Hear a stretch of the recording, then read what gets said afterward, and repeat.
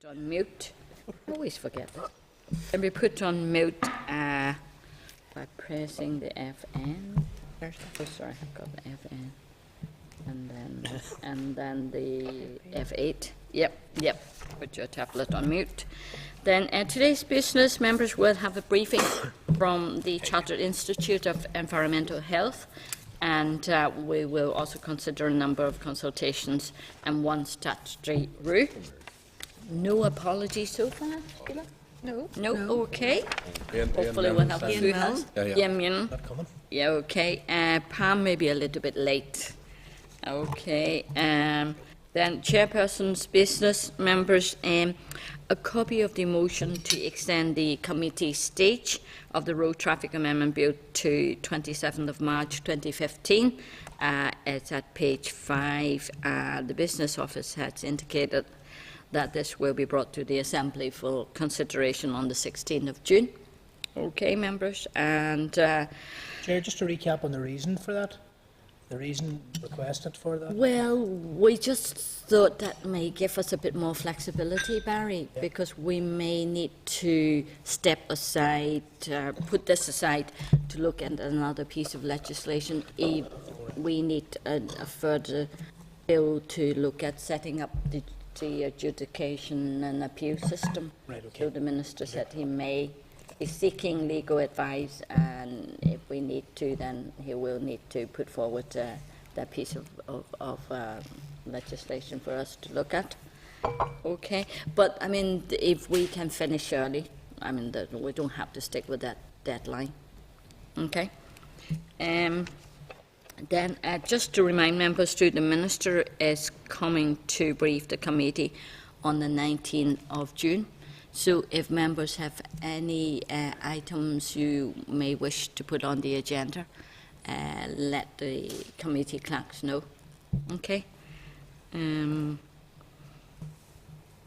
whatever, whether it's a Mills report or on local government bill, obviously, I think we need to be asking him about, to give us an update on the code of conduct mechanism for adjudication and appeal. Okay. Draft minutes, members, is at page 7. So are you content to agree the minutes? Good. Agreed. Thank you. Next item is on page 16, members. Metros Rising. First item is departmental update on EU developments. The department has provided an update to us on EU developments in relation to the EU proposal for a regulation to mandate eCall. eCall technology is, in essence, a SIM card fitted in a vehicle, which, if triggered by an impact of sufficient severity, makes a call to the emergency services, reporting the impact and vehicle location. The UK negotiations with the EU are currently entering the final stages, but there are a number of concerns regarding the implementation of this. Notably, it's really the costs and kind of security issue. But the Minister has expressed his support for the introduction of the eCall by October 2015, so that would be really autumn of next year. Is coming round the corner. I think the principle is good, but it sounds really, the cost is quite a lot. So, members, any comments on this? It's at page 16. I don't know how much leeway we can have.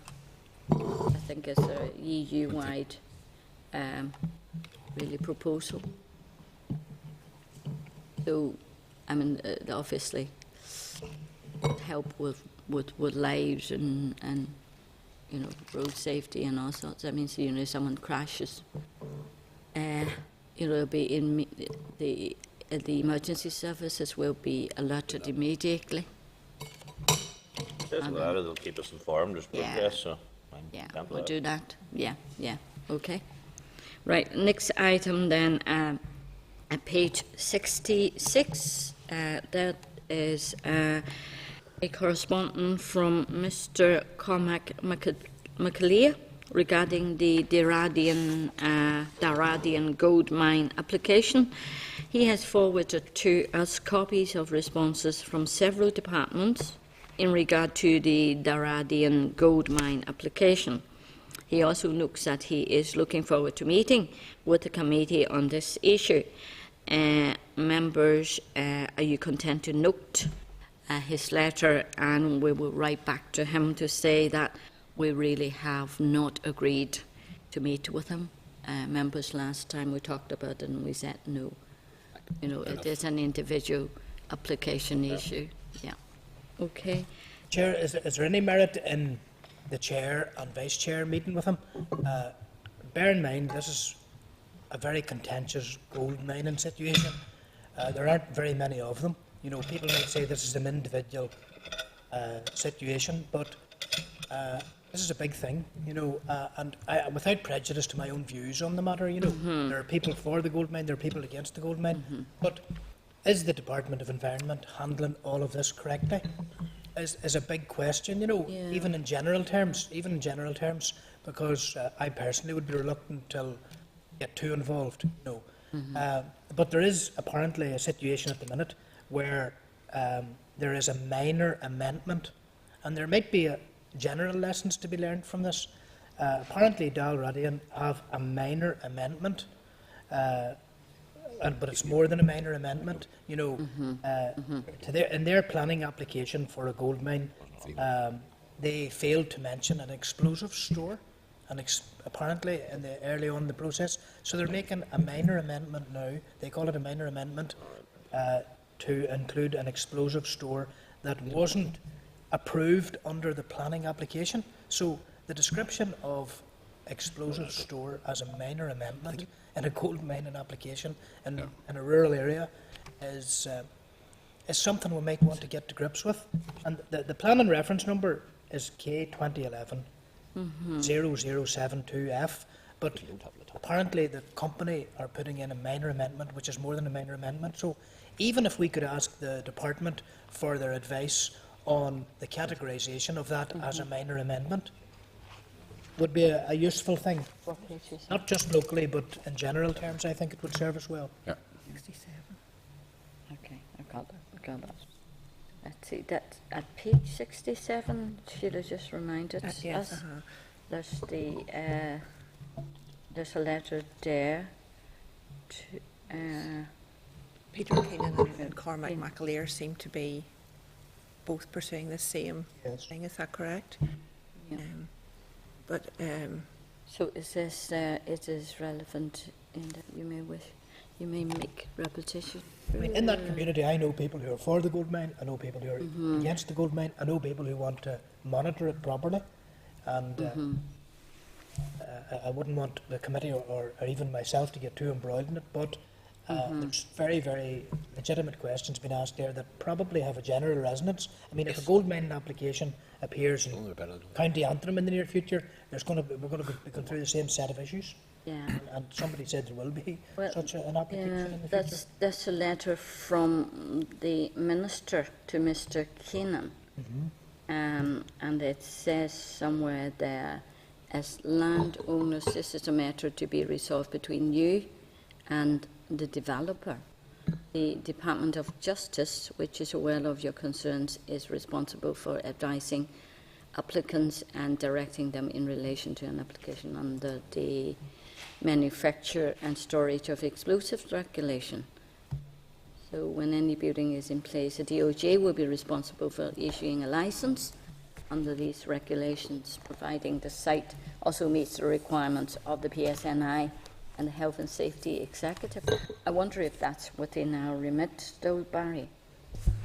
We have forwarded a number of correspondence sent to us to the department, and they have come back each time with explanation. I suppose the relevance to planning service is this, is that a minor amendment to a previous approval is now being made, but the minor amendment is hardly an accurate description for an explosive store. You know, so it's asking the Department of Environment to explain why that would be described as a minor amendment previous planning approval. Members content if we... Chairman, Chairman, I'm glad my colleague has brought this up because I was reading recently in one of the local newspapers that they found gold in my own area. Not that I've any interest. I wonder why you I can't declare any interest in that, but I would like the department Well, actually to come back and tell us how many applications there has been put in, because I can see that this is an ongoing thing. So it's an issue. So maybe the department could respond. Because clearly, there's like I said, I didn't know nothing about it till I read in the newspaper. But in my own town, there's reports that there's going to be some research into whether or not there's any. They're putting in an application to look for search for what do they call them? Their plates, is it? There's a certain plate. I think they call it plate technology or something in relation to gold. So, just if you could ask the department how many applications has been in right across the north in relation to applications in relation to this matter that Ms. McDuff has brought up. And Barry's point is to ask the department why they consider that the application, the amendment, or what They describe it as a minor amendment. Right.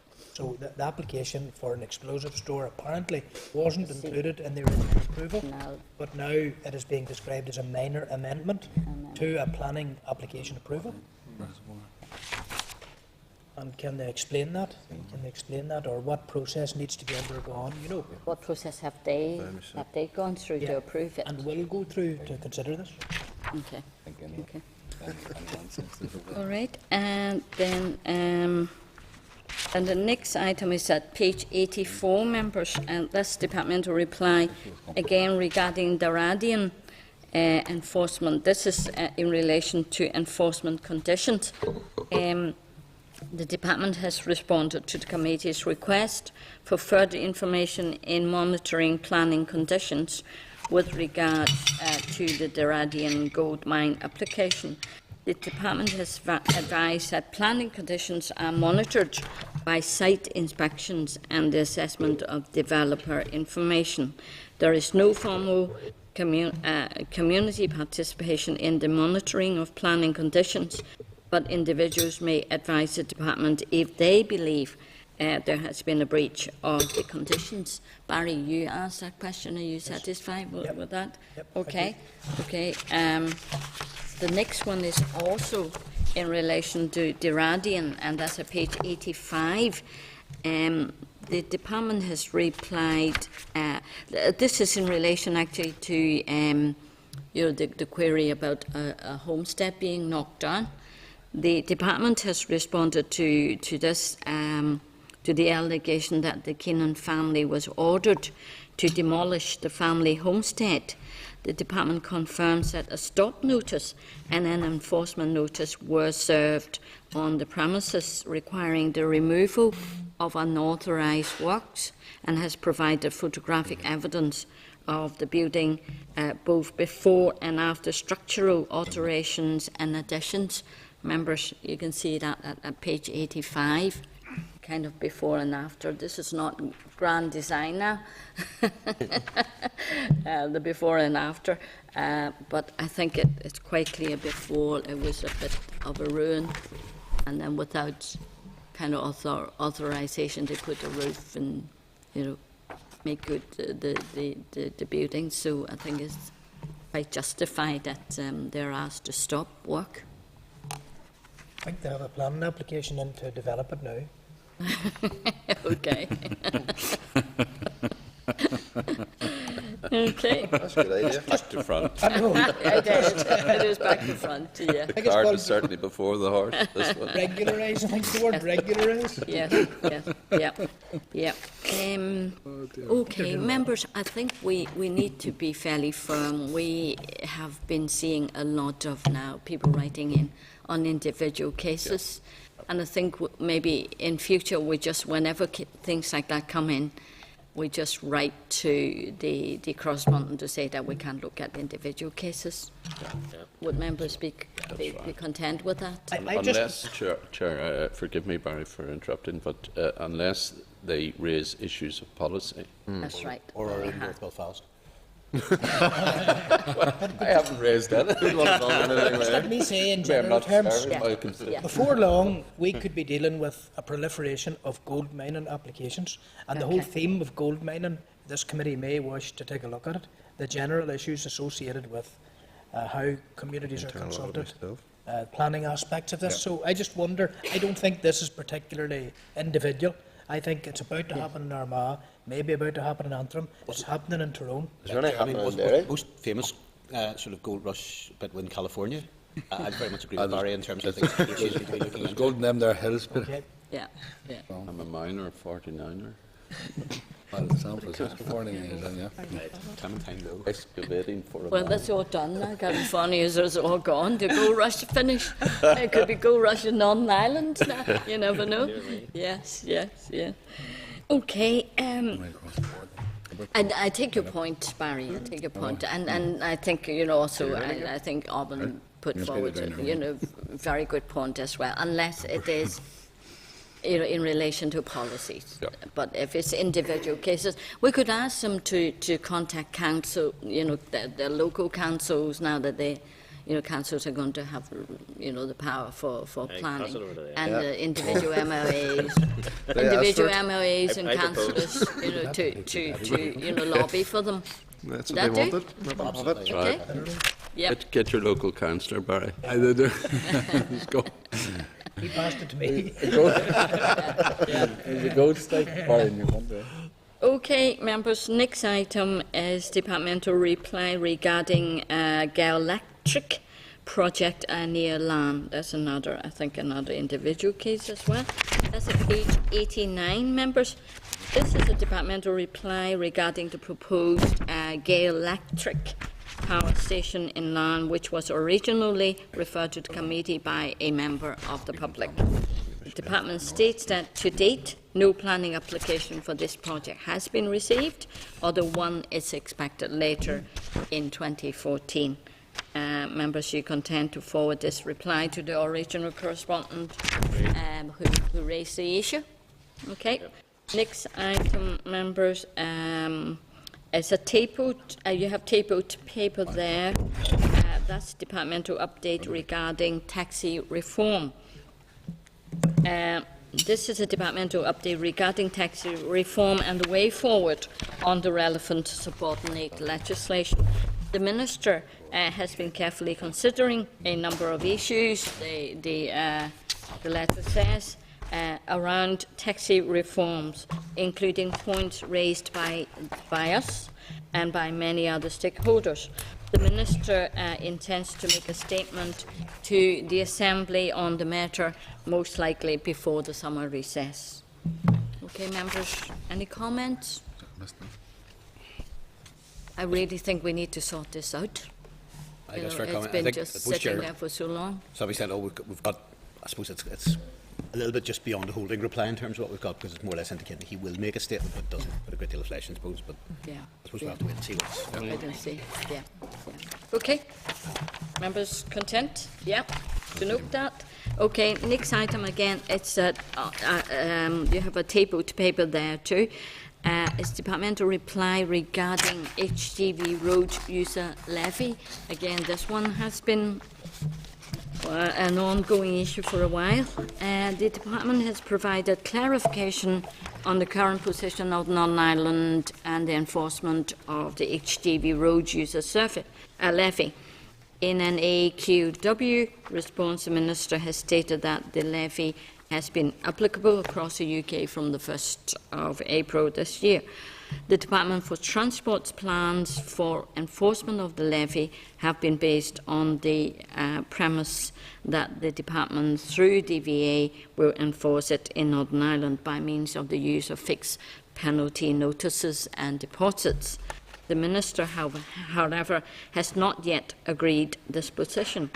The Department is therefore not currently involved in enforcement of the levy. DVA staff have been issuing information leaflets to non-UK hauliers whom they stop for roadside checks. These leaflets provide information on the levy and guidance on how it can be paid. Members, any comments on this? Pam? Yeah. Yes. Chair, yeah, it's good to have that confirmation of what's actually happening, although I don't think it's... maybe Nothing not- is actually happening. That's Well, the thing. it's not terrible. I don't think it's Yeah. terribly fair, because I know that some companies have been paying the levy, Yes. Oh, yes. and I've heard that some... A lot of some them are actually Northern trying to Ireland get the money back. hauliers. I'm sure quite sure they won't. But it doesn't seem terribly fair that the levy's there and the information is going out. Some people are Yes. doing what they think is the right thing and paying up the levy, Yes. whereas Yes. others probably won't be, and there is no enforcement. So Yes, right. just don't That's think it's a terribly fair situation. And a large We need to- majority, I think, have been paying their levy, yeah, but I think we need to sort this out. Yes, Carl? Yeah, Chair, I mean, well, the questions need to be asked, because we brought this up in the Chamber. And I had indicated to the Minister that I had heard people had paid it. Some people not paying. Now there's no enforcement. Now they're talking about whether it be fines or whatever. We still don't know what exactly what's going on. Yes. So it's unfair that some people are paid and other people are not, or whatever the case may be. So we need to have a level playing field in terms of what. Yeah. So I've heard companies that definitely paid this. Yeah. And I mean, it Yes. seems to me on the day of the debate, the Minister wasn't aware of it, which is fair enough. But we need some clarity in many companies have paid, or who has paid, or what's the story, what's going on. Well, shall we write to the Because the Minister firms definitely and paid ask it. Firms have definitely paid it. to ask, when is it going to Or is make it decision on is this? it torn now into a voluntary scheme? Like? I mean, in all honesty, is it people are just voluntary paying or what? Okay, members content with that? We'll write to the Minister? Yep, yep. Okay, next item is on page 93. And this is on consultation. The department will issue a public consultation on the 9th of June 2014 on the Marine Conservation Fixed Monetary Penalties Order NI 2014. This order provides details of a fixed monetary penalty for those who contravene bylaws developed to protect marine conservation zones, the MCZs, and European marine sites. The consultation paper will be available on the department's website. Members, are you content to request a copy of the synopsis of responses from the department once it's available? Great. Okay, thank you. It's a good thing, I think. Next thing is on page 95, consultation again, and that's on continuous insurance enforcement. The department, that's at page 95, members.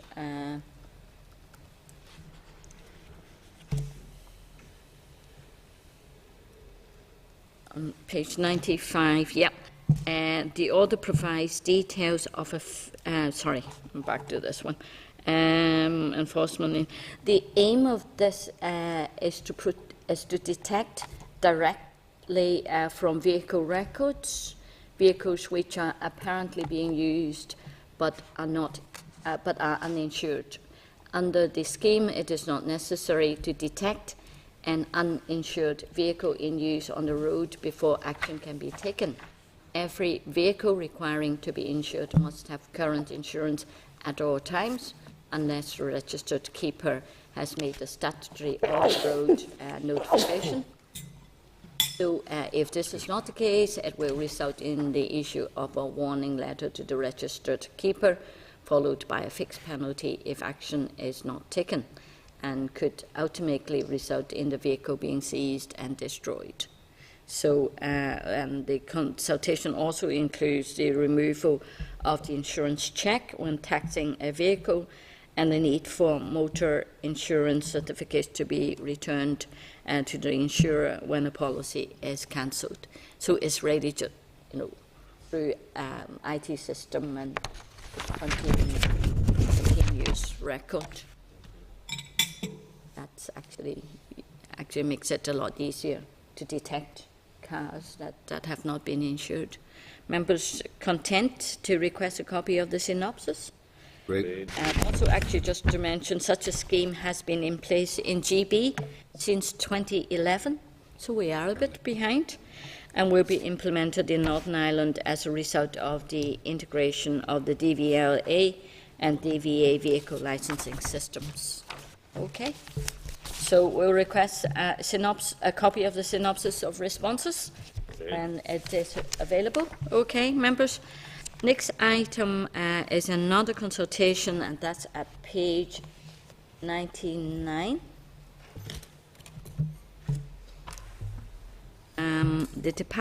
This is about draft disability action plan. The department has provided the synopsis of responses to its consultation on the draft disability action 2014 to 2017, as well as a plan which has now been amended in response to the comments received from Disability Action. The consultation was issued to disability groups on the 2nd of January 2014, and 2 consultees, that is Disability Action and our NIB, responded to the consultation. The new Disability Action Plan will run from the 1st of April 2014 up to 31st March 2017. Okay, members, have you any comments on the action plan? Are you content to note? Content to note? Okay, next item is at page 139.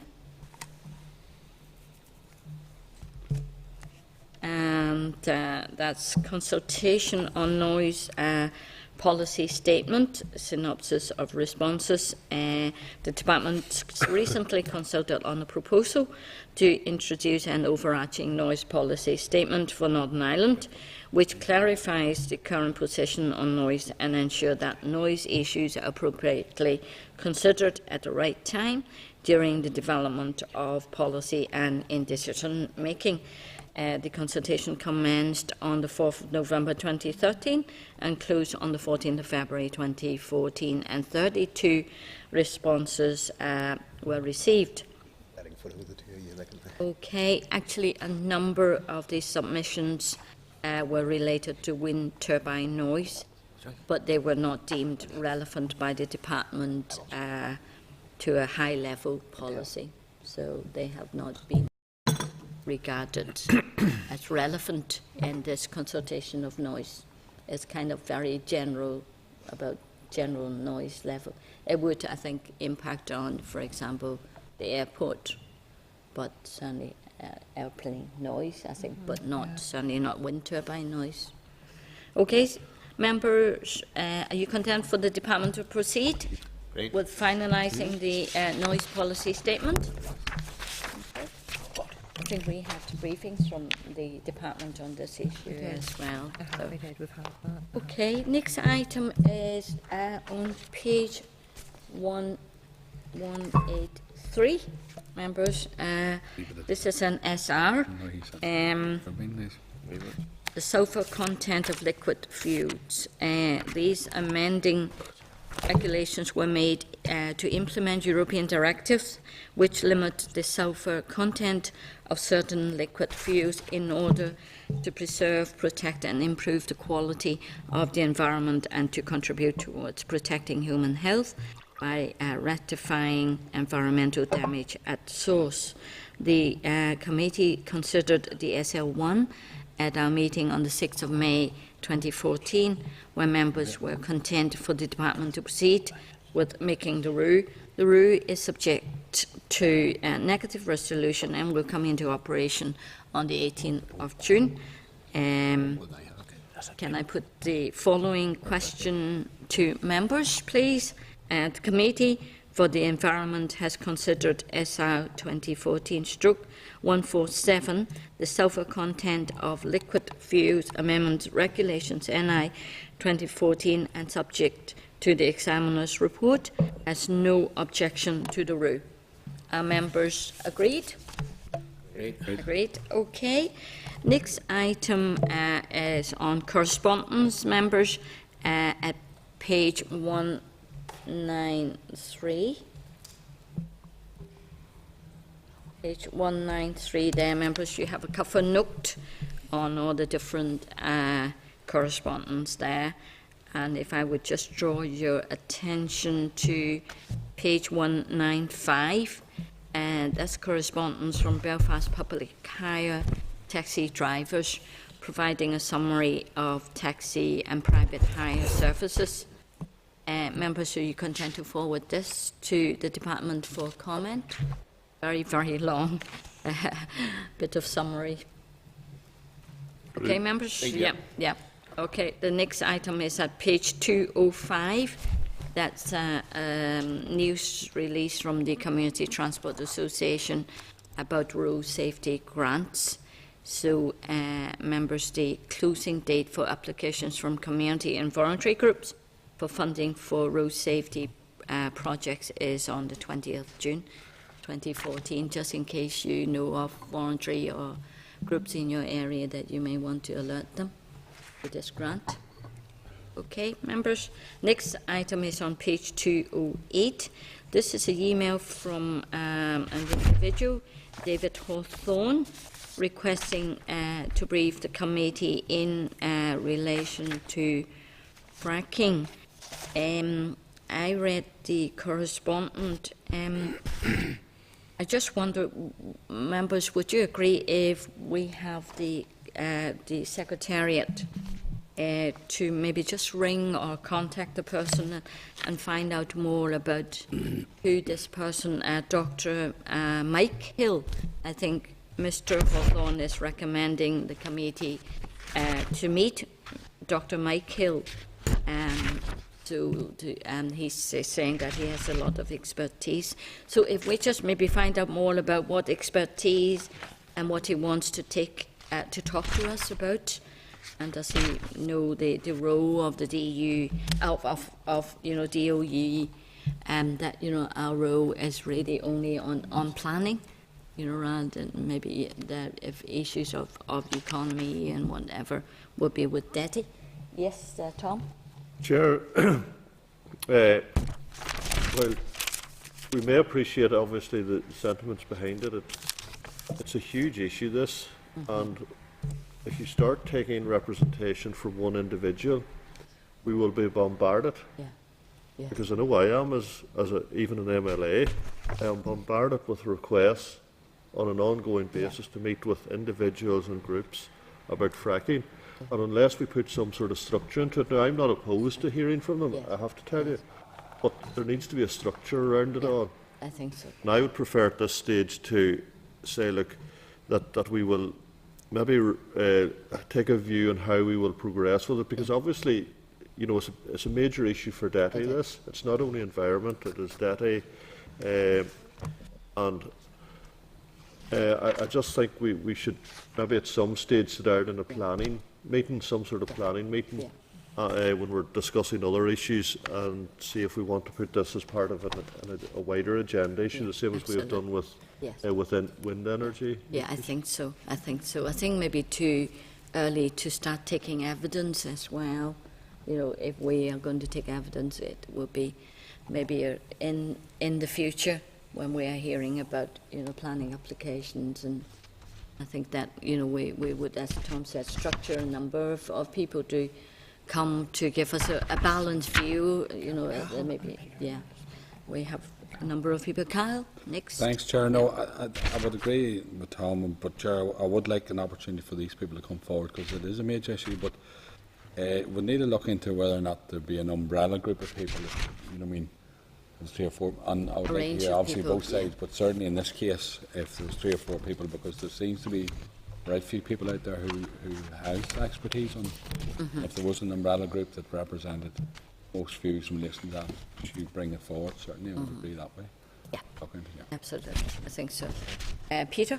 Just the other bit, I think we've got a bit of note of caution, I suppose echoes what Tom says.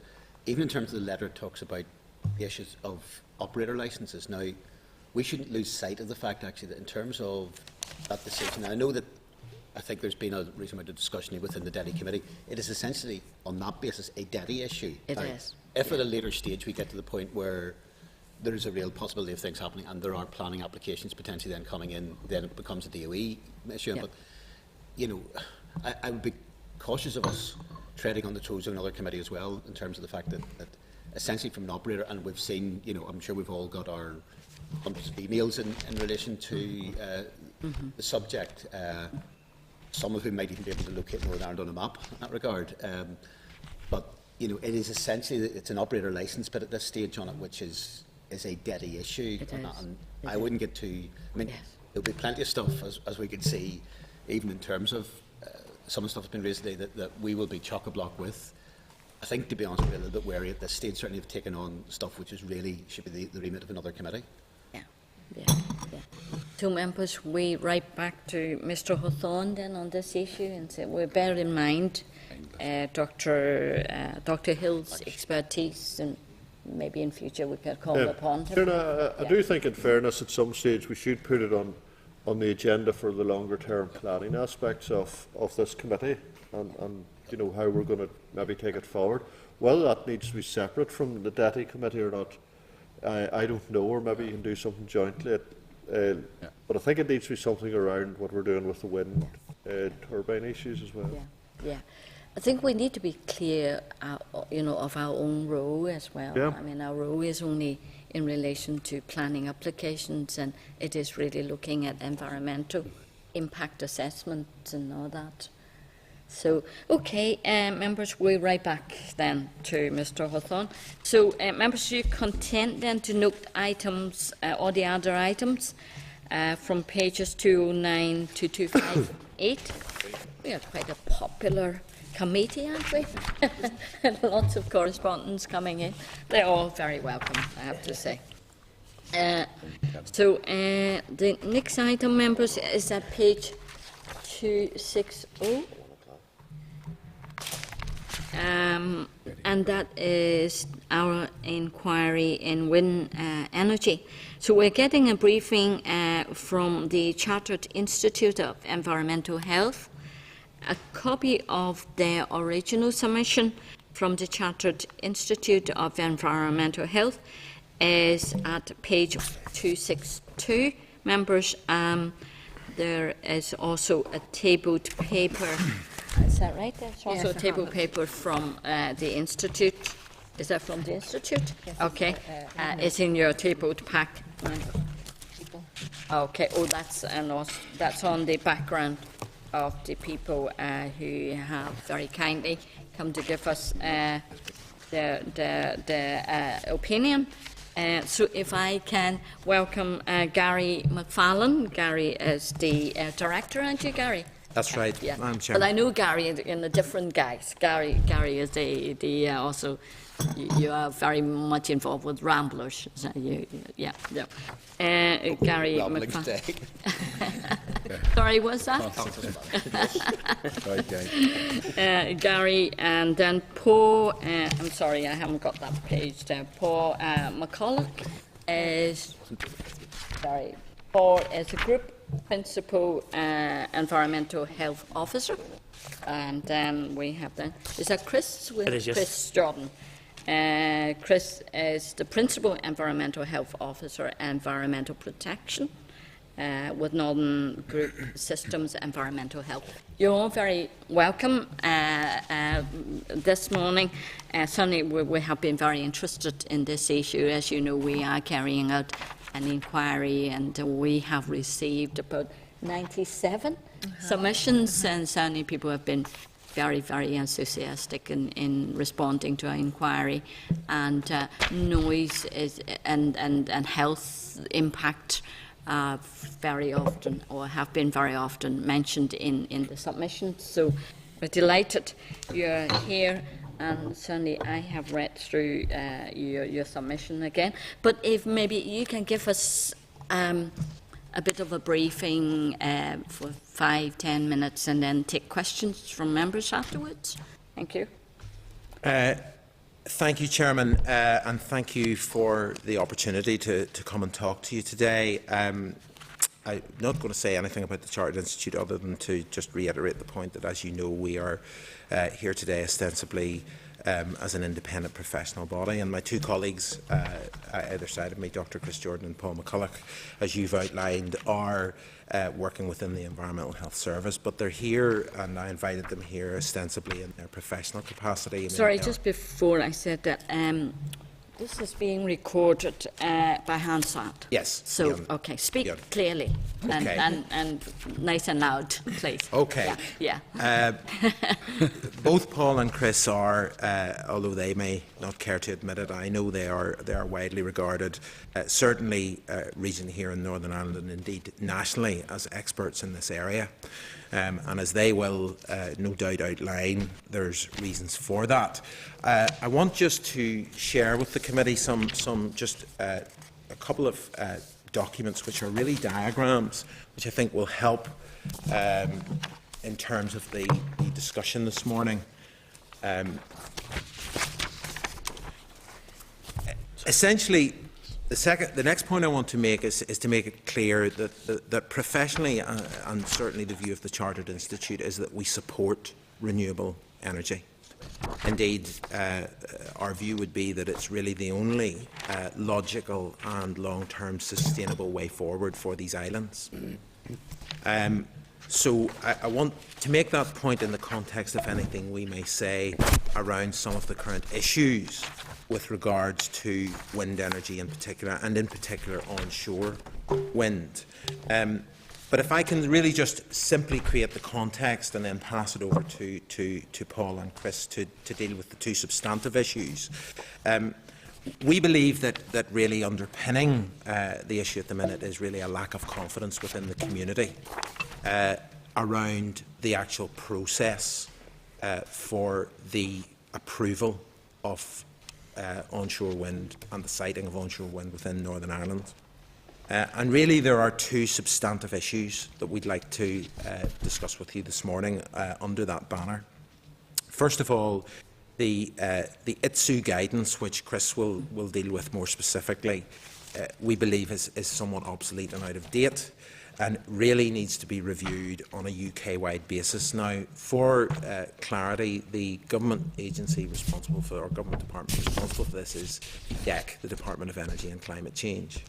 And then the second point relates to the current planning process within Northern Ireland, and in particular the planning process for single medium-scale turbines.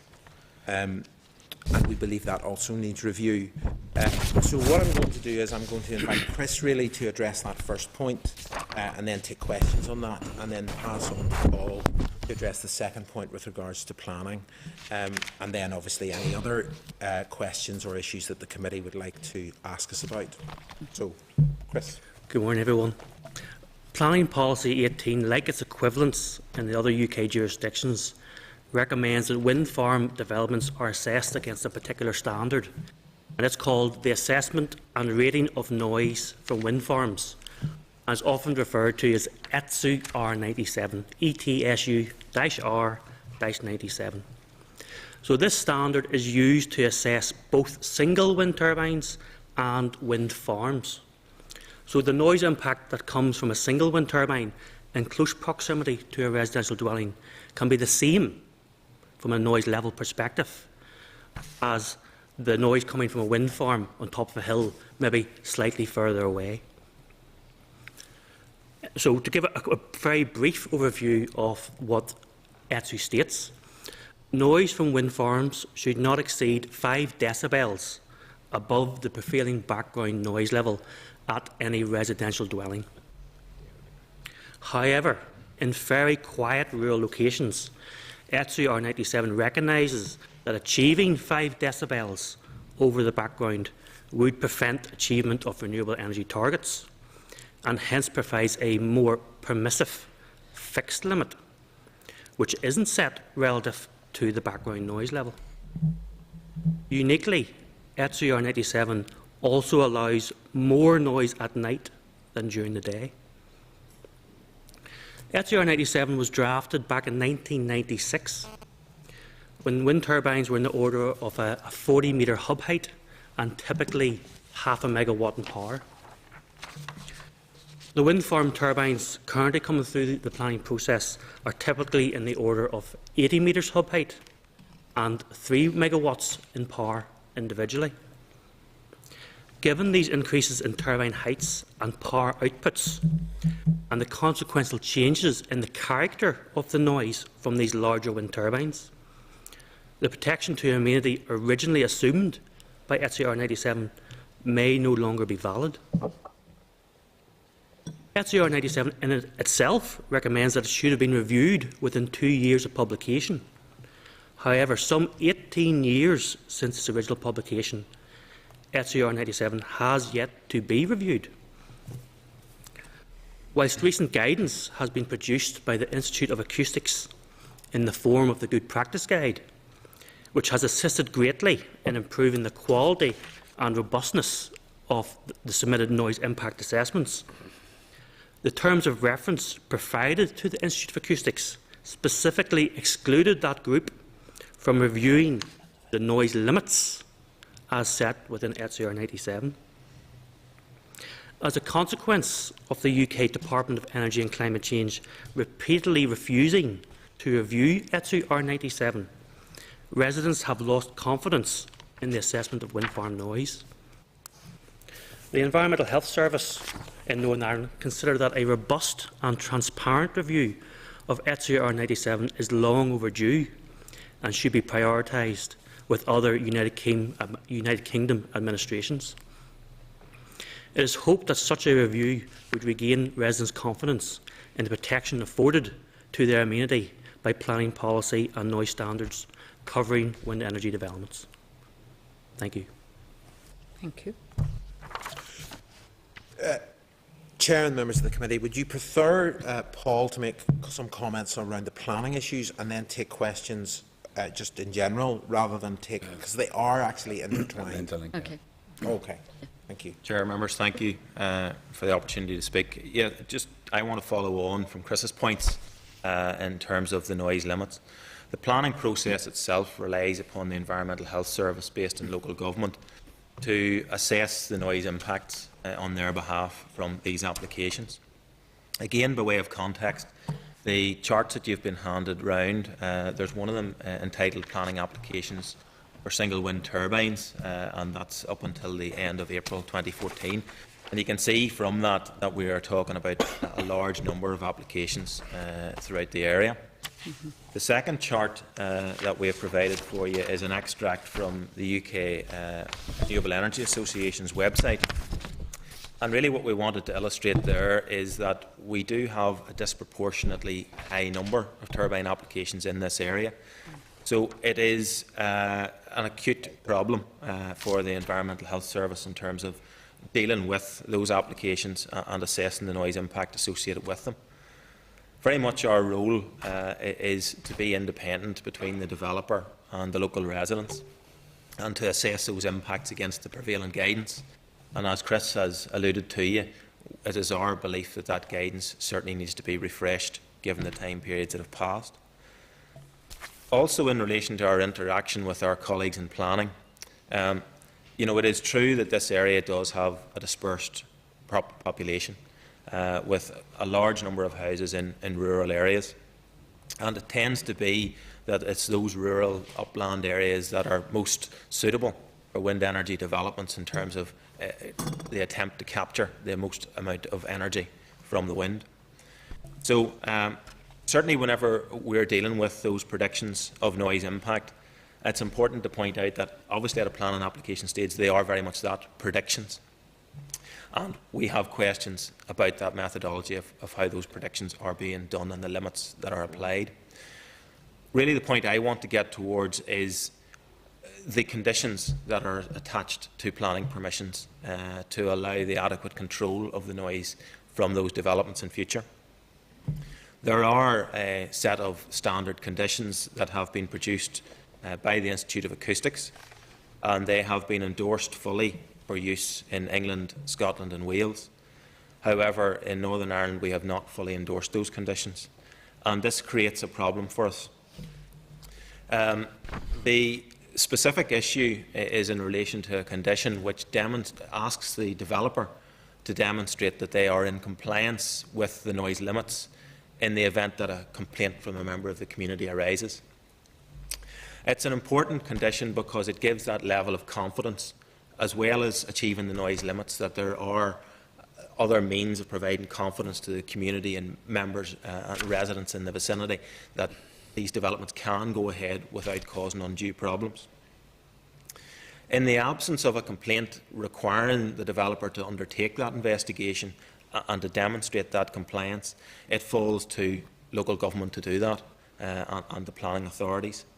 So there are problems with that, and they are threefold. Firstly, as I said to you, it doesn't show a great degree of confidence in the planning process that if the developers aren't able to show that. Secondly, it can lead to a problem of disproportionate costs, because, as I said to you, a large amount of these developments are going into sort of rural, dispersed areas, which obviously are higher upland areas, and those are the areas that don't have a large industrial base or residential population base that can bear the extraordinarily high costs of investigating compliance with noise limit conditions. And thirdly, it isn't providing the best means of determining compliance with noise limits, because the best way of doing it is to be in control of the operation of the turbine so that it can be turned on and turned off relative to the noise measurements that you're wishing to undertake. If the council are undertaking those measurements, or the planning service are commissioning those measurements to be undertaken, they do not have control of that turbine to be able to do that in the best manner possible. So really my point is that we have got a very large number, a disproportionately large number of single wind turbine applications in this area. We have a unique settlement population which exacerbates the problem, yet we have a planning process that doesn't provide that adequate level of robustness that is being provided in the other regions. And certainly it would be our request for this committee to use its influence to investigate that, to see that we can bring about a better development of public confidence in the development of wind energy. Thank you. Okay. Thank you. And certainly that's two very valid points. Certainly we will definitely explore that and put into our report. A lot of, maybe first of all, if I talk, I can talk to Chris first. A lot of people we talked to from the time we went to Tyrone, they were all talking about noise level and how they disturb sleep and all that.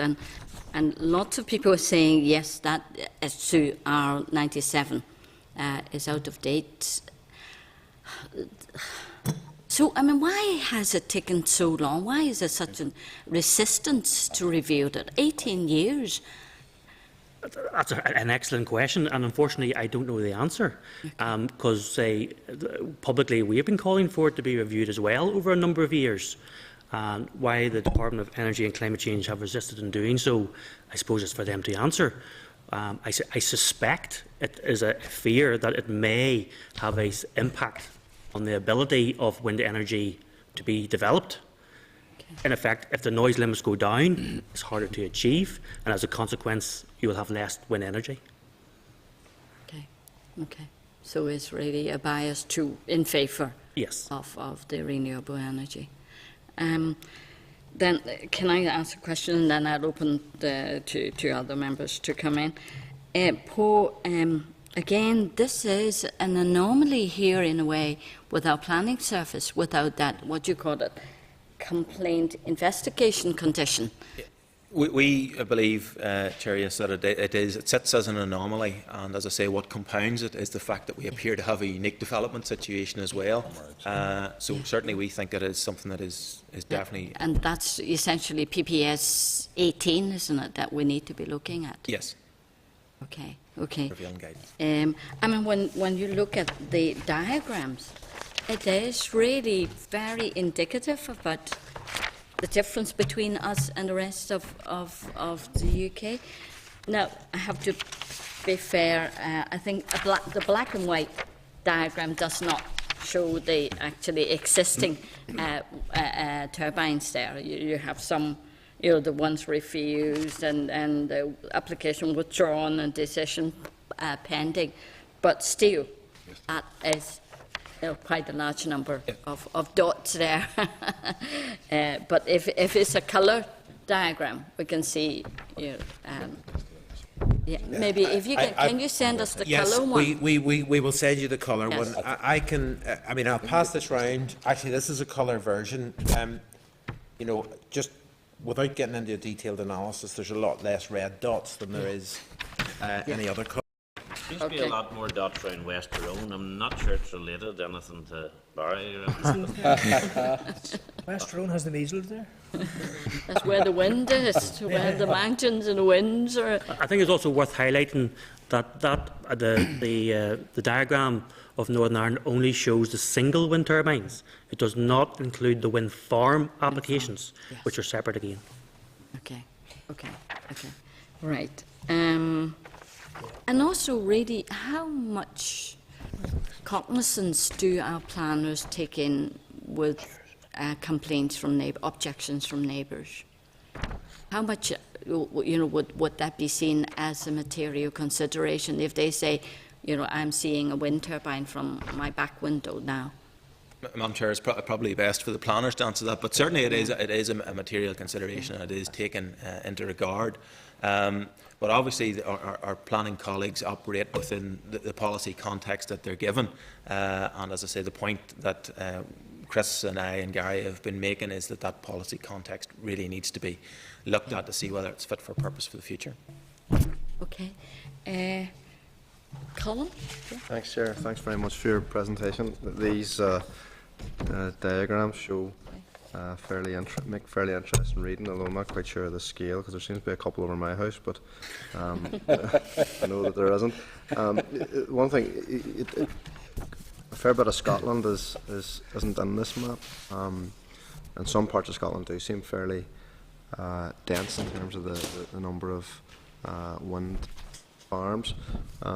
Is there any relationship there between the two, or is there any reason why the other part of Scotland's not on this? Or is No, it purely was for illustrative purposes. The charts that we've provided to you, maybe I should explain just the background to them. The first one, the planning applications chart, is publicly available on the DOE planning website and is updated on a monthly basis. So that is the most recent one that we just printed out for illustrative purposes. The second chart actually comes from the renewable energy industry's own database, and I just extracted a section of that.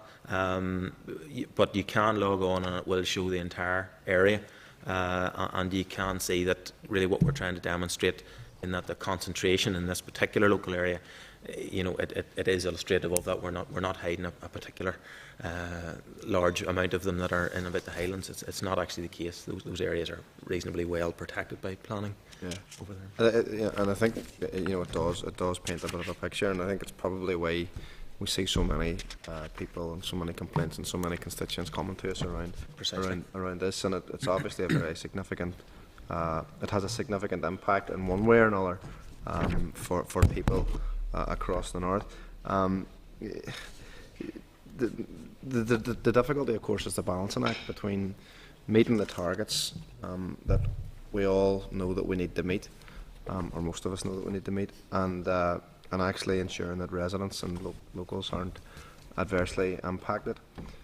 In your view, if we got to the stage where sounds kind of sensible enough that you talked about, given the fact that at the minute you're allowed to be noisier at night than you are during the day, which I think is fairly bizarre. If we got to the stage and everything was changed and those regulations were all changed to a more sensible situation, how do you think that will impact on the targets that we need to meet? Could I clarify, remember, the targets, I take it you're referring to the energy mix targets? In terms of climate change.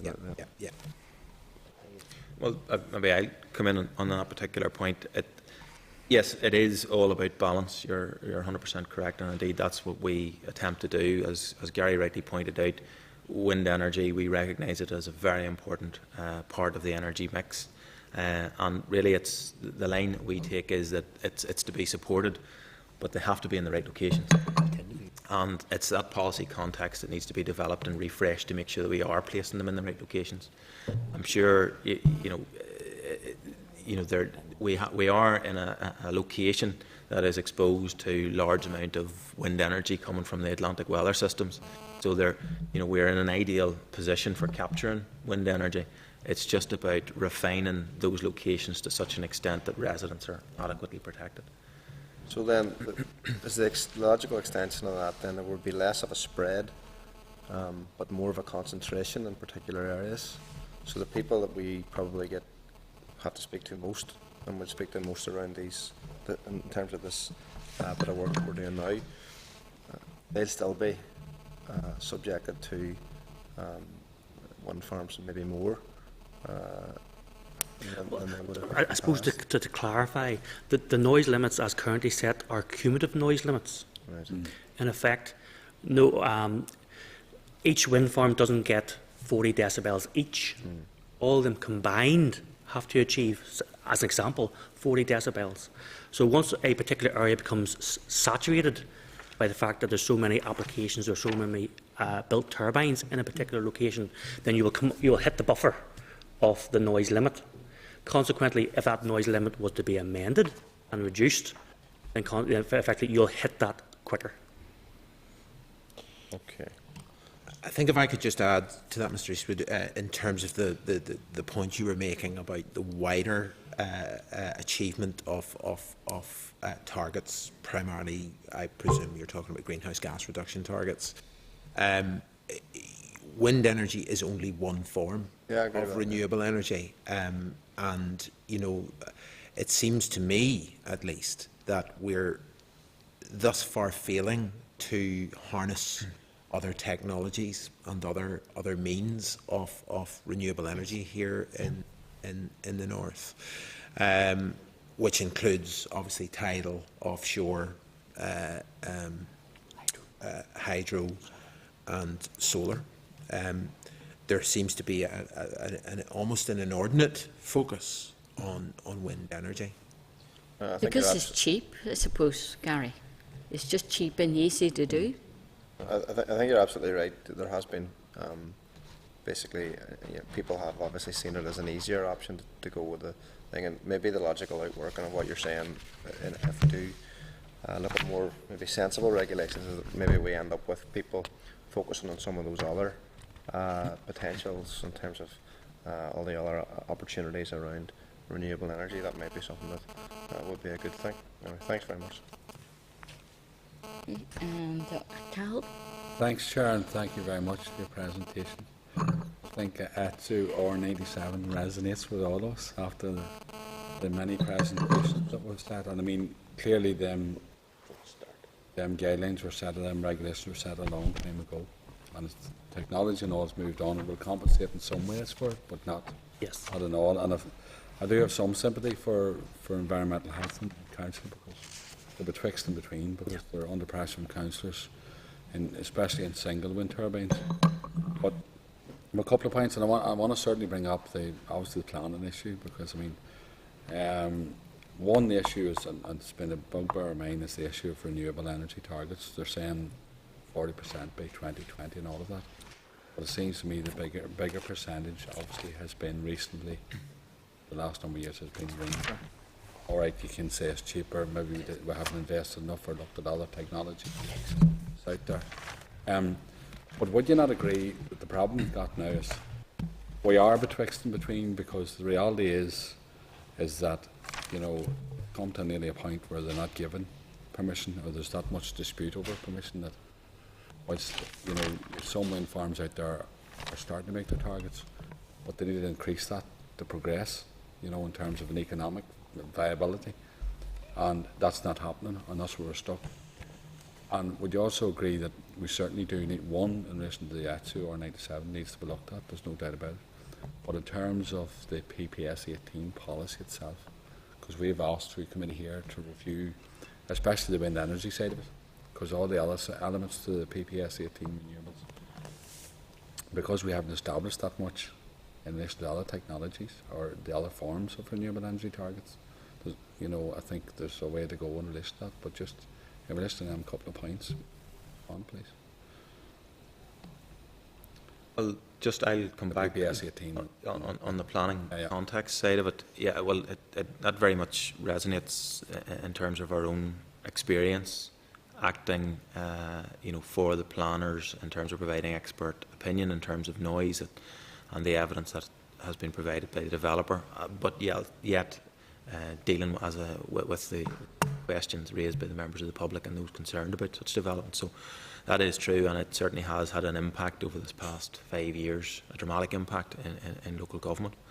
In terms of the policy, again, I just go back to the point that we are very supportive of wind energy as part of the mix.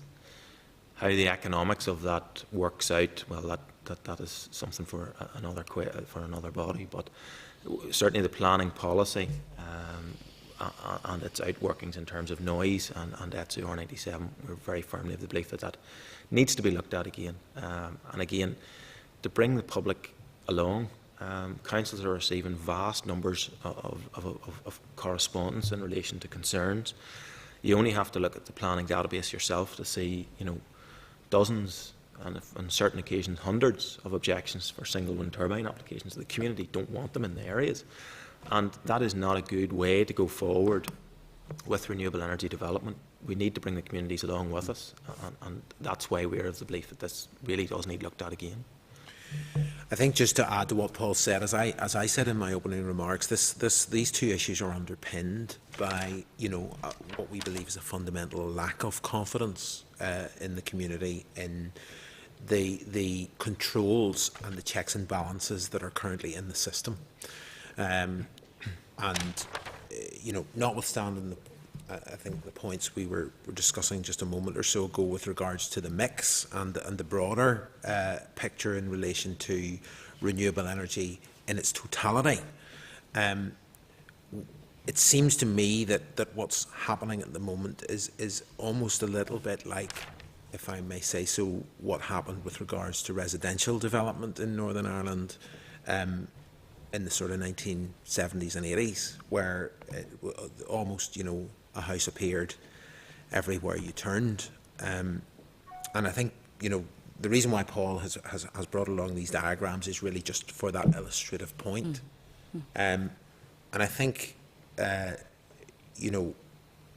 what we're essentially saying is that, this is an important part of a renewable energy solution, but it needs to be more strategically thought out, rather than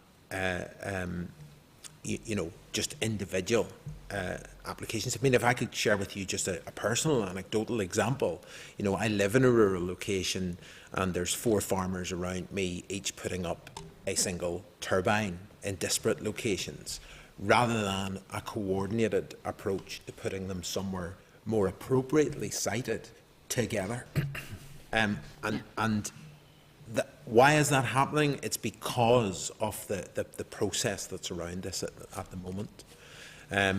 So I think what my colleagues are saying is, if these things are cited properly and the appropriate controls are put in place and the emphasis is in the right place in terms of those controls, i.e. that the developer sorts out problems that may arise, that is a more appropriate way to go about it. And I think the point about local government is really that what in essence is happening, the control mechanism at the minute is particularly on single applications, and I'm using layperson's language here, my colleagues are the technical experts, but is that there are not the same controls being put in place for single-use turbines as there is with regards to wind farms. They can produce the same kind of effects, and in essence they're ending up much closer to people's properties, much more likely to give problems, and the control mechanism is make a complaint. And what is going to happen there is that I'm sure my colleagues can share with you by way of example some of the resource that's required and the level of expertise that's required to actually look into these as individual cases. So that in the future, if this continues as it's continuing at the moment, is going to put a considerable resource burden onto local government and the new local councils. Yeah, and just following on from it, because local government now is going to take more responsibility and there's going to be expectations from the public you know, in terms of the planning element of things. But I mean, would you not agree that the realisation, I think we've gone too far, to be honest with you? Because I think we've got into a situation where single wind turbines, and I have no issue with them, I mean, to be honest with you, but I mean, I think what has happened and what's been allowed to happen, went down the wrong route in terms of engagement with the public in relation to this, and we may have gone a step too far in relation to that. But in terms of single wind turbines, my fear is this, is we're going to get into a situation with single turbines, and I believe this is the situation. It used to be a case where people used to just buy ground to sell off sites, do you understand? And I'm you know, concerned that some of the bigger companies are actually sponsoring single turbines. I don't want you to comment on that. You know, I'm only gauging I'm listening to what people say on the ground. So, but the issue for us as a committee, and looking at this here, certainly in trying to support renewable energies and support the targets, because maybe it's another issue. We look at the targets again. Understand me? Let's be realistic in relation to that. But the issue for me is how we get around working with the communities and turning that all around, because I think we're nearly saturation. I don't need the coloured diagram to see this here, because we're very close to saturation point right across the board in relation to this. If I could say something about the community aspect of this, I mean, I don't know where I don't know whether members are aware or not, and certainly I can make a copy of this available. I mean, we did a modest study a couple of years ago looking at 2 specific rural communities. One where this I have to say was wind farms, not single turbines. But notwithstanding that, one scenario where the community had actually been, as it were, living with a wind farm for a number of years, in excess of 5. And a very similar, the other scenario was a community not very far away, so in the same kind of locality, where the actual wind farm of a similar size had just received planning approval. And essentially what we looked at was the concerns and perceptions of those 2 communities, obviously in 2 different scenarios.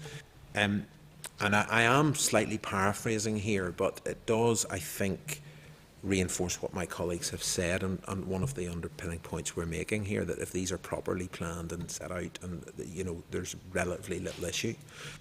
In the first scenario, residents were reporting, actually, although we had lots of concerns about this, in reality, very few of those concerns have materialised. And I'm talking here about noise impacts, impacts on visual amenity. As someone said to me, I'm sure whenever they put the electricity pylons up, you know, however many X number of years ago, that was something very new that people were concerned about, and now we don't even notice them. And I think that's an interesting kind of analogy. But the big thing that they did say, that is the community that had these turbines in existence, was, despite all the rhetoric, if I can use that word, in terms of how this would benefit the community, in reality, there has been little community benefit, other than individual landowners have profited, and obviously the renewable energy companies have profited. Now, I think that is something that probably does need to be looked at, and I think there's some indications since that work, and I'm not saying that work was instrumental in it. I hope that it played some part, that the energy companies are actually looking at that afresh. So I think you know, the benefits that accrue to the community, whether that be through direct benefits through the rates rebates that come to local government, as opposed to just going into the whole overall pot, or whether it's actually more innovatively and more out of the box than that, actually looking at how that affects their actual energy bills in that locality. Those sort of things need to be discussed. Well, I agree, just finish, Chair. I do agree that I think the energy companies have to look at that element of what a PR strategy, working with communities. I know they're trying to do that now. It's an interim. Thank you very much. I'd like to add to Mr Boylan's previous comments, an achievement of the energy targets.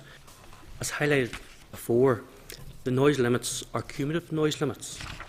So if you have the scenario of a single turbine in close proximity to a residence, it may use up all the limit, and as a consequence could block the wind farm going on the hill. So, in effect, that could have a significant damaging effect on achievement of the energy targets. And there doesn't appear to be a strategic approach in how these are set. And really, I mean, Chris, that proves the point of, you know, the need for strategic planning. Yes. What you call it, zoning or whatever, strategic planning, rather than just letting people put up, you know, single turbines wherever they want. Yeah, yeah. And it's interesting, I read that report you mentioned, that survey. It is really very interesting. But part of it could be because people have got used to it after they lived in there for a while. And then others, people coming in and seeing what, you know, people have gone through, and they object to it. So you can look at it that way as well. Because the people who are seeing new planning applications coming in. I think that's undoubtedly the chair part of it. I think, you know, and that's kind of what struck me, as I said, the analogy I gave about the pylons. You know, I think reflects that. Yes, there is an element of getting used to it. Yeah, because human beings are very adaptive. And I think, you know, again, it's a broader point, but my own view is societally, as a collective society in Northern Ireland, I think we have to recognise that there is nothing in this life that does not have cause and effect. And to go back to Mr. Eastwood's point that I think he was getting at, you know, we need to secure a sustainable energy future for this country, and we do have to make some choices. But we need to, you know, it's about the best choices and making sure we do it the best way. And certainly some of the current proposals around our future energy mix, which is a whole other discussion, are, in my view, and I'm not referring to renewable energy here, but very unsustainable. Yeah, yeah. And I think there is huge potential for that energy mix of different types, not just, you know, singly on wind turbine. I mean, when you look at CGen, how CGen has done, I mean, supplying about 1,000 homes of electricity. So we have plenty of locations that we can have CGen 2, CGen 3, you know, going on. And I think Northern Ireland has the potential, you know, in terms of the renewable energy discussion and debate in its totality, to really be a world leader in this area, and all of the both environmental, social and economic benefits that could accrue as a result. So I'm talking jobs, I'm talking about exporting that talent, I'm talking about innovation, you know, and yet we seem to be sort of desperately considering these matters as single issues rather than as a collective whole. Yeah. There's a report 2 years ago, WWF report, I think, saying that on the island of Ireland, north and south, we have more than enough energy potential there to be not only self-sufficient, but export it to Europe. Yeah, absolutely. By, I think, 2030, 2050 or something like that, if we put our minds into doing it. Absolutely, and I think, Chair, that's a very, very valid point. I mean, that wider strategic view of energy for Northern Ireland really should be being looked at on an all-island basis. Yeah. Okay, Barry. Okay, I'm just wondering, Chair, is there any body of research or evidence relating to impacts of wind turbines and wind farms on the overall health of people, you know, physical health and mental health? Is there any body of evidence? Is that work you would be involved in typically? No, I wouldn't. There are numerous papers within the public realm of research undertaken with regard to health impacts from wind turbines, which are of equal. If a lot say there's no impacts at all, equally as a lot that say there's terrible impacts. In undertaking a review of the HCR 97 standard, in setting noise limits, those noise limits should be set relative to health impacts. And I think that by ensuring that FCR 97 is reviewed, that in itself will ensure that those health impacts from noise are incorporated into the new standard. Just, do you have a specific proposal as to how to offer greater protection to residents who are opposed to a wind turbine or wind farm in close proximity to them? You know, any way of offering them greater protection in such a review? Well, such a review would only relate to, and well, it very much depends on what the review comes up with. It may be that the review reinstates the existing noise limits, in which case the residents will be no better off, I suppose, than currently. So, as the review hasn't even commenced, then it's hard to sort of. But if I can come in at that point, it's certainly known that there are elements of wind turbine noise that haven't been fully encompassed in the ETSU document. You may be aware or familiar with the term amplitude modulation, and certainly it's an area it's receiving quite a bit of scrutiny at the minute. Now, this is all new to ETSU R97. It doesn't encompass the modern thinking on that. So, whilst we're not in a position to say what a new standard should be, we're in a position that we can say that we think the current standard is old and outdated and doesn't encompass the new stuff. So really, that's our take on it. Rather than giving you definite proposals, we think it needs looked at. And I think, if I could just finally add to that, I think what my colleagues are saying is that, you know, assuming a comprehensive, objective review and the incorporation of the latest evidence into that review in terms of the guidelines that are actually set, that's the best way to actually offer residents much greater reassurance that any impacts, particularly in relation to noise, are actually dealt with as effectively as possible. Thank you. Yeah, but are we saying now that whatever you call it, the decibel level is too low? Do you think that we should say that, you know? Maybe the opposite, Chair, as in it may be too high. But it's how you actually undertake the measurement. Okay. And without getting into too much detail, because it is quite technical. In effect, if you have amplitude modulation, now amplitude is another name for volume, and modulation is change.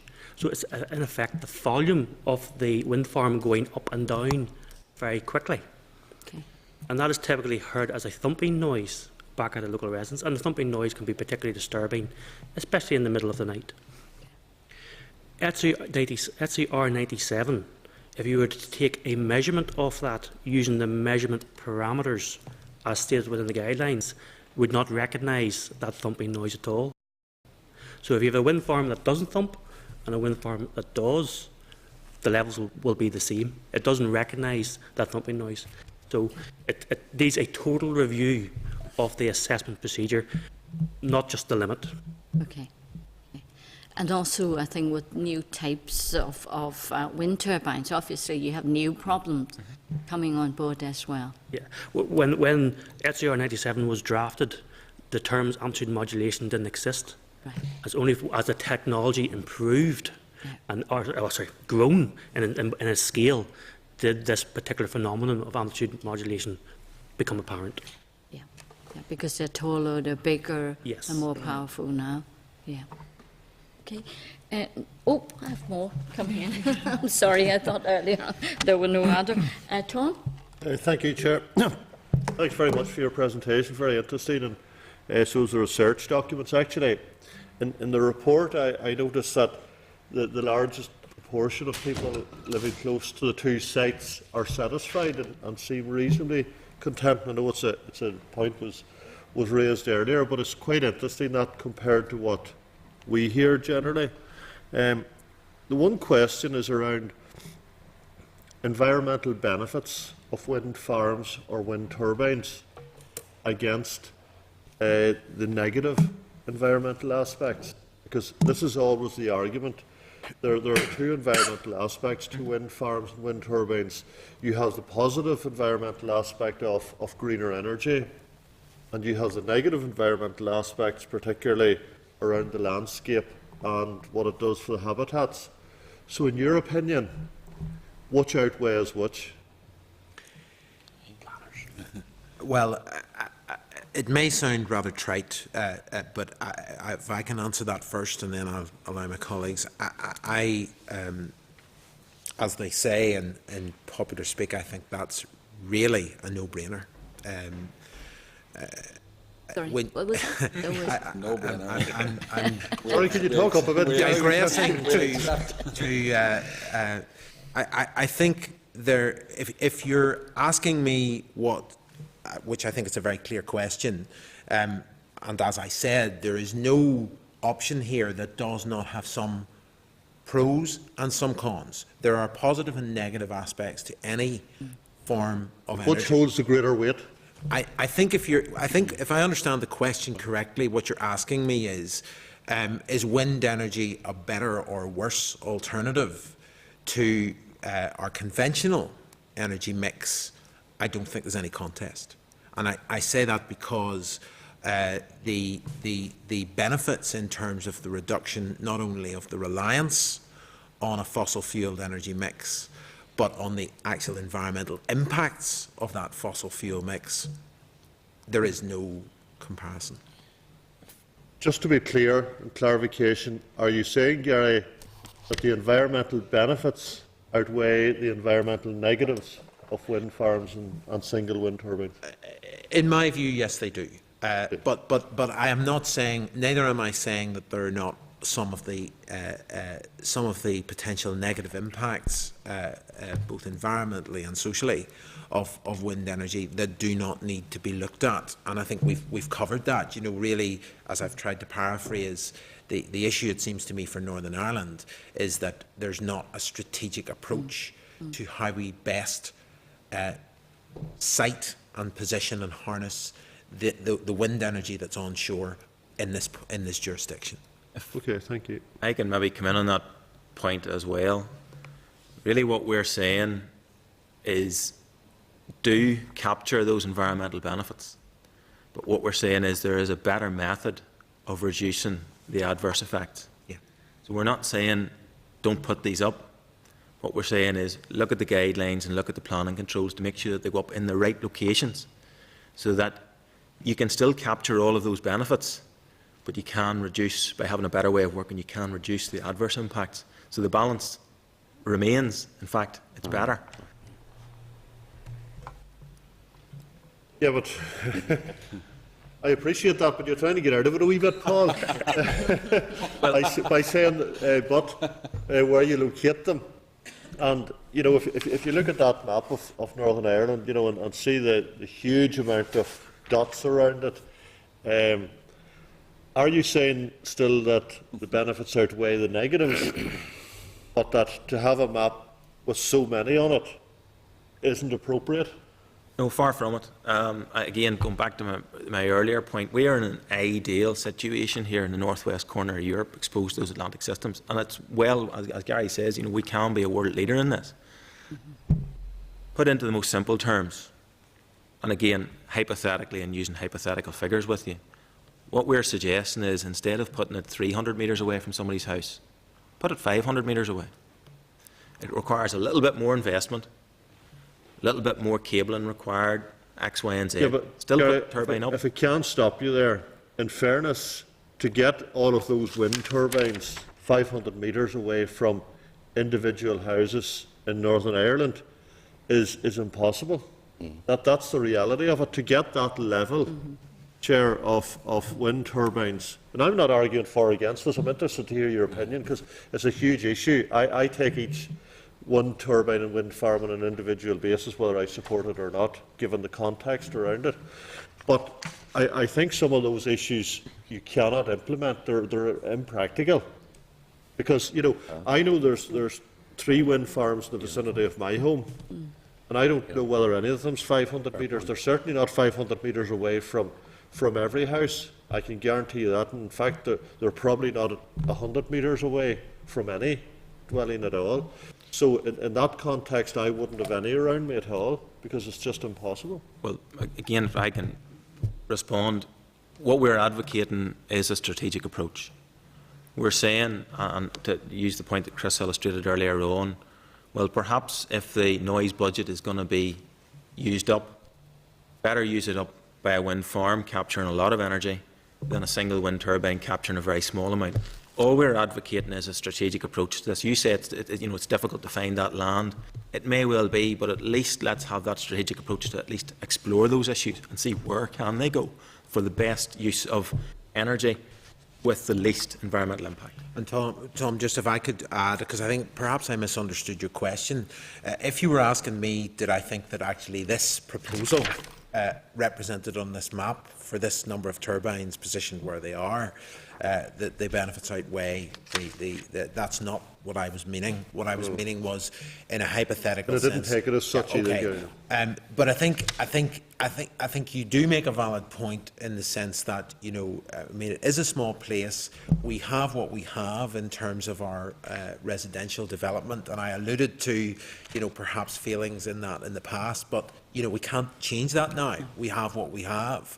But it does bring me back to the point that, the mix of renewable energy can't all necessarily, we're not going to find it all, in my view, from onshore wind. But at the minute, and I'm not quite clear why, perhaps it's an economic issue, at the minute that seems to be the focus.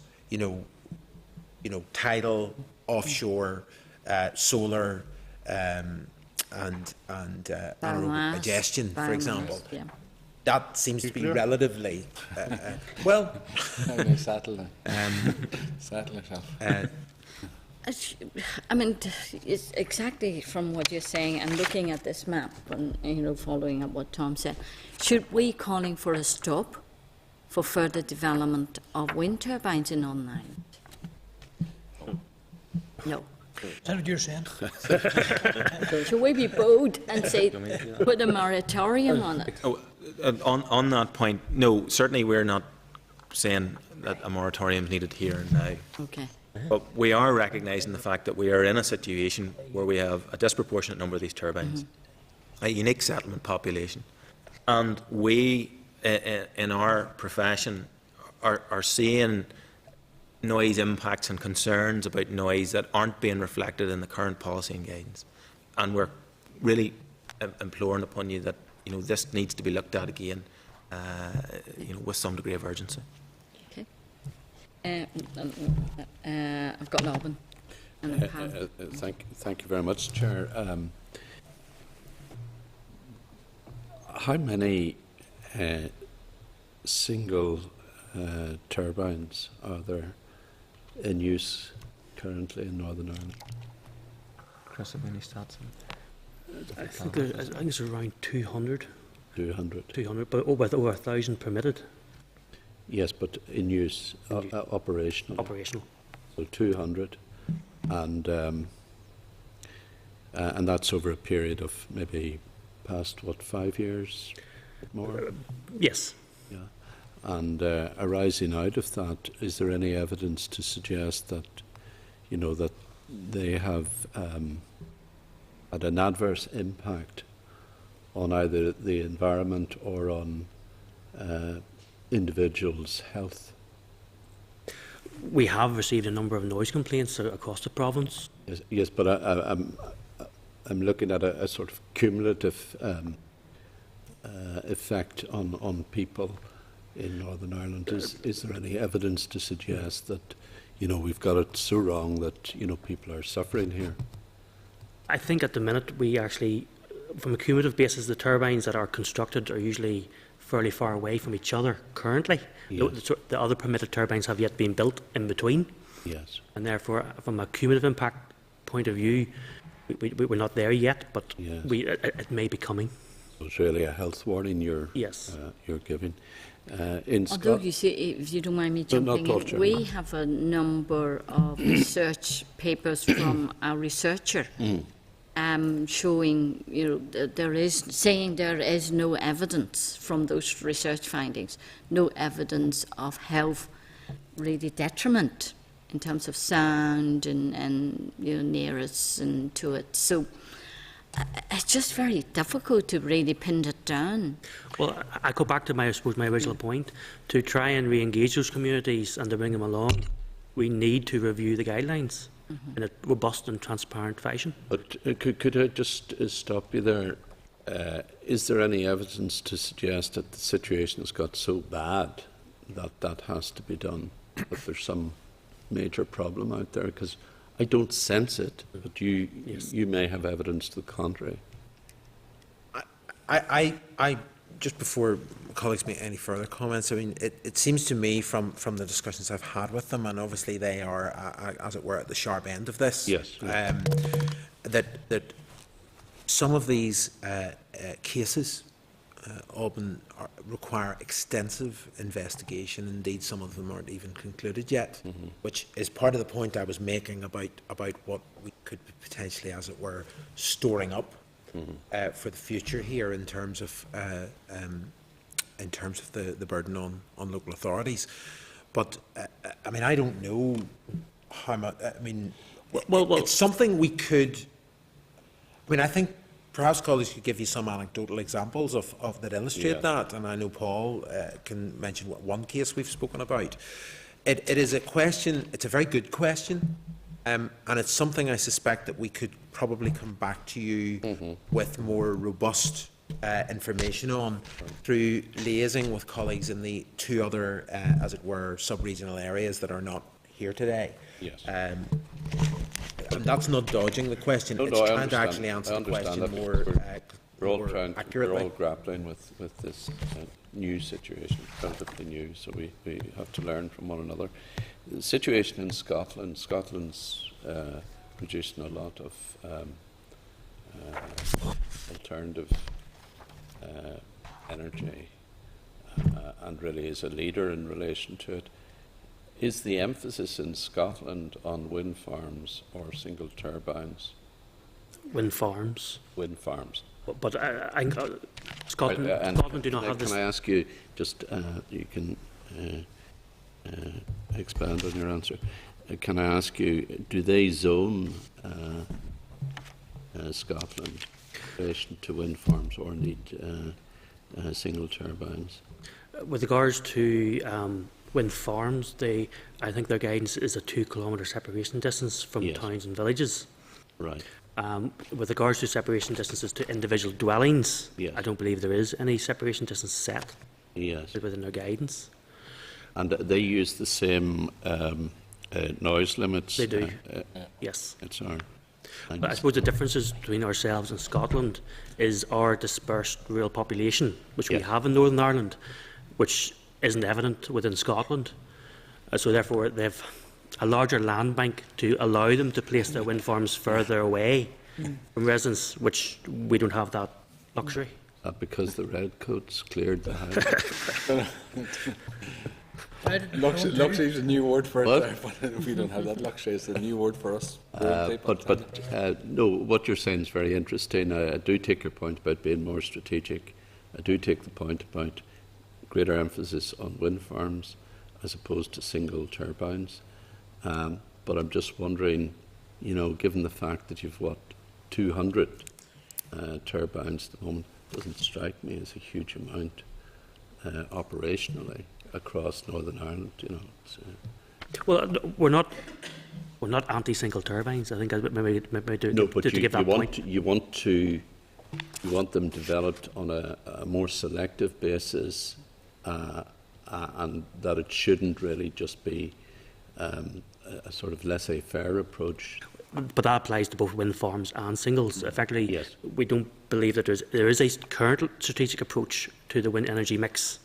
Yes. So it is a laissez-faire. Everyone builds where they like at the minute. Yes. Well, albeit within permission.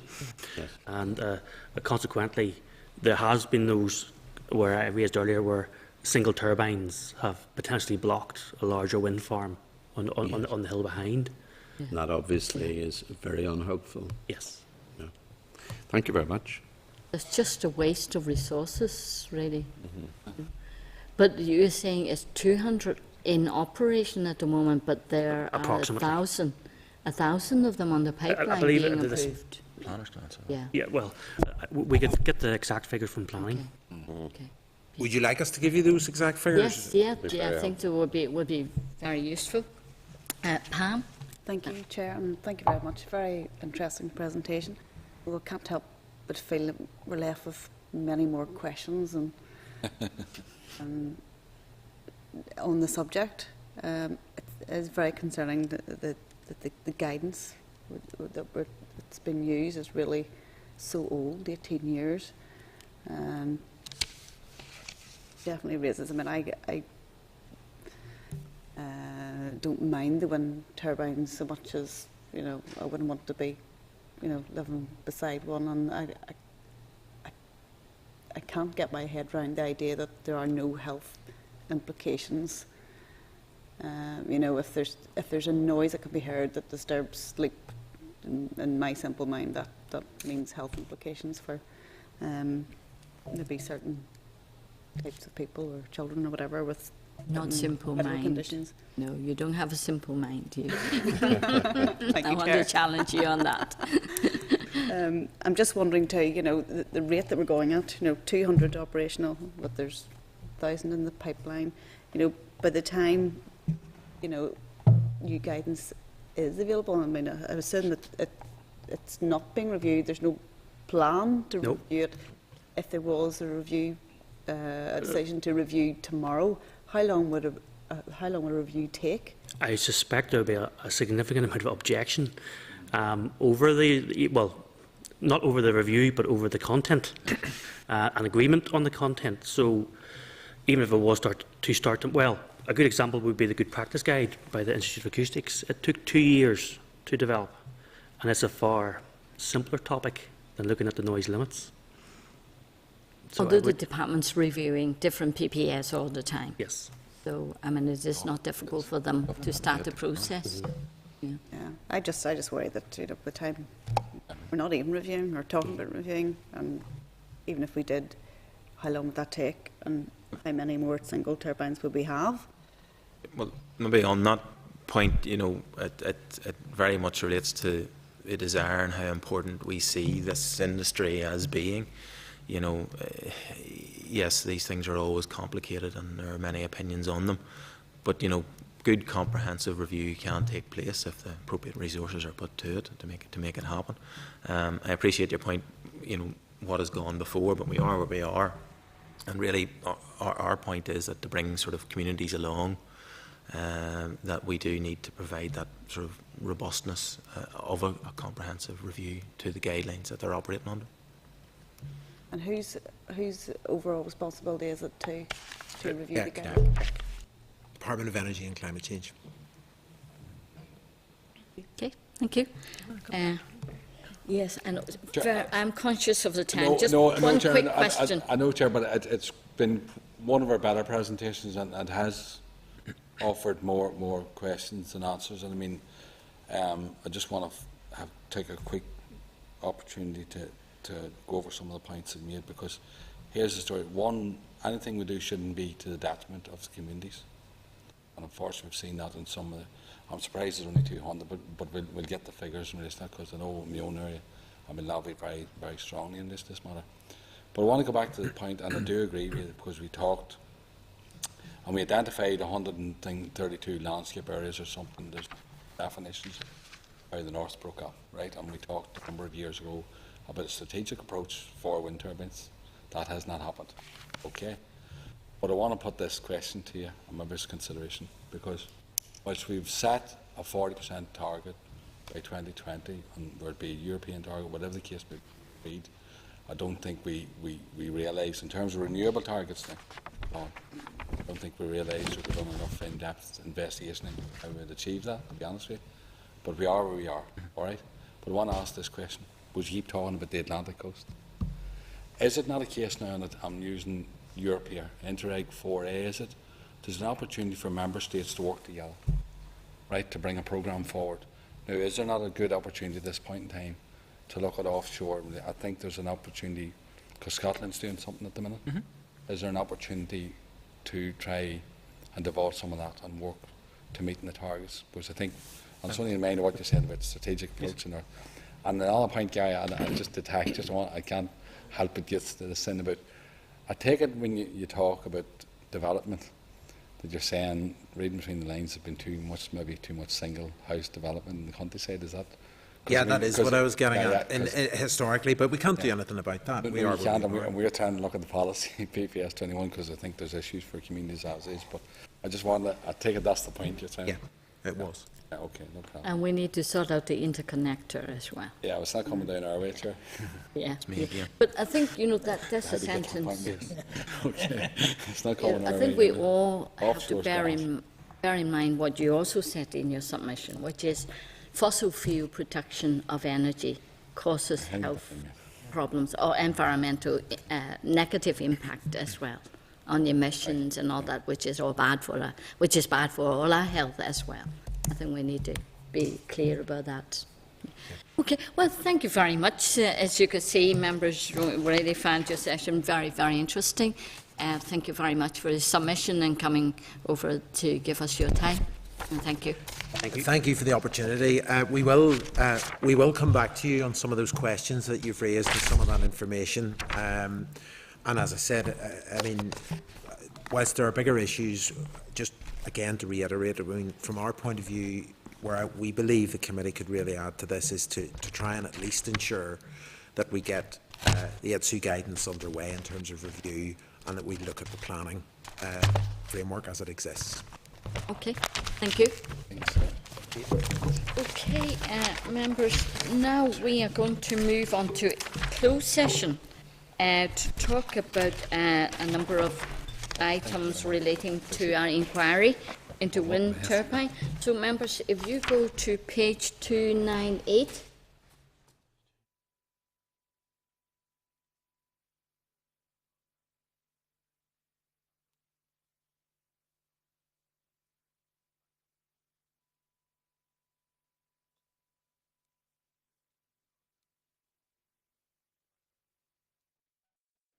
Something I want you to check out, please, through the Secretariat there. There's an issue come up in the Code of Conduct there. I know we've agreed it, but there has been an issue raised at local council level in relation to point 8, which is on the Code of Conduct. It's rules relating to decision making. Okay, it's vitally important this now. It's that point 8, rules relating to decision making in the Code of Conduct.